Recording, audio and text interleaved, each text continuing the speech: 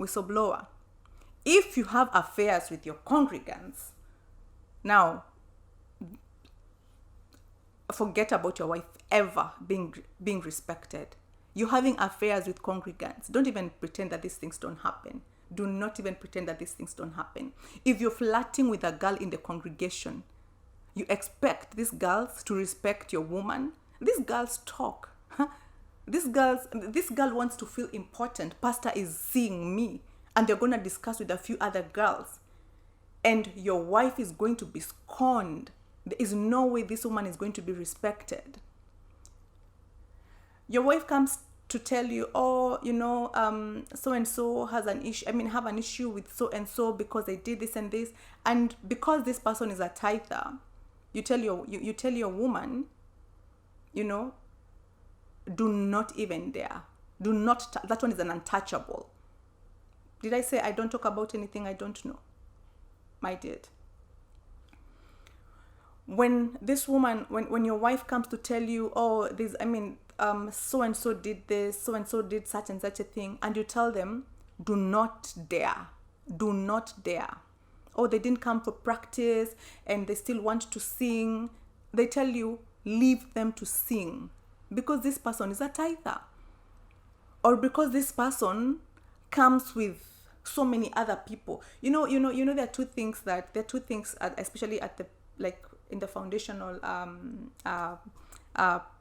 period of the church, and not just the foundational, but these are the two things that drive church: money and members and numbers. So you're coming to tell someone that someone who comes with, this is a lady, the husband, their 5 children, their sister, their brother, the sister's children, these are 10. They have also you're coming to tell me 10 members, because when you're telling me about one person, my mind is already counting how many people does this.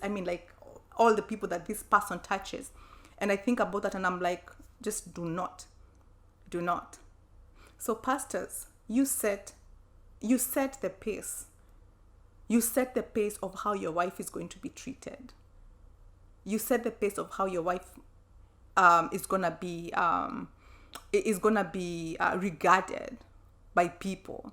So it's very important for you to remember, this is not, you might lose a member, but this is not your work. This is the work of God. God is gonna build His church. You are going to build your marriage in wisdom.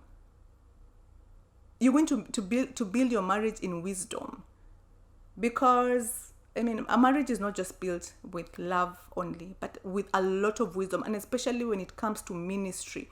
Wisdom is paramount. Wisdom is paramount. Yeah, so the pastor's wife is going to be wounded by so many people from so many sources, and knowing who to talk to is hard. Knowing who or finding someone to talk to might be very, very difficult. So that is one of the struggles of the pastor's wife. So in summary, the pastor's wife's wound can come from being wounded by the husband, by the congregants, the many expectations placed on them, having nobody to talk to and not being believed, because you are talking about pastor, oh my God, who is going to see your side? Who is going to see your point? What are you talking about? The pastor not supporting them, the pastor putting the congregant before you, or the congregants before you. I come with an issue, but you just don't listen to me. I'm not priority. There's so many things, I think I've mentioned, the wounds can come from so many places. And of course, the suffering in silence comes in when you cannot talk to anybody. You're not going to confide in your congregants. Your emotional burden is your emotional burden. You are the person to be talked to. You're not the person to go and talk to people. And I know, sometimes you fear talking to people. I know this is an experience that I had. For a very long time, I just feared, what if I say what I'm going through, are people gonna come to church? Even an outsider, if I tell an outsider and we have something, I invite them to church, are they gonna come? And when they see this person, what are they going to see? So you keep protecting and you keep covering because you just cannot, because you don't want to expose, because exposing this is exposing yourself. So more grace to pastors' wives, more grace to you. Again, God sees, God knows, and God is a rewarder. God is a rewarder. Whatever you've done in secret, whatever you do in secret, whatever you go through in secret, God knows, God sees, and God will reward you. There's this pastor's wife that was shot by the husband here in America. I think it was in Atlanta.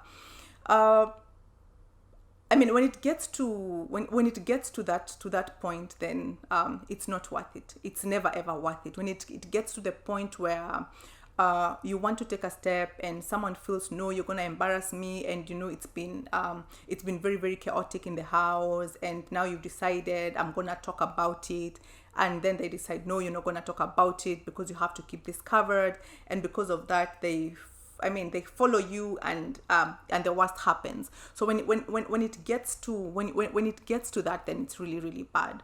So find someone to talk to. Get an accountability partner, or someone that you both respect, that can be able to speak into your life. I know I can't exhaust the suffering in silence, the wounds. I cannot exhaust, but I just want to tell you that God sees, God knows, and God is watching over you, and God is gonna take care of you. God is gonna take care of you. Serving is beautiful. Serving is good. Serving is a blessing. Just don't die in silence. Find someone you can talk to. Find someone you can talk to. Do not die in silence. We are all human beings. We are all human beings. So don't die in silence. Don't suffer in silence. Check out.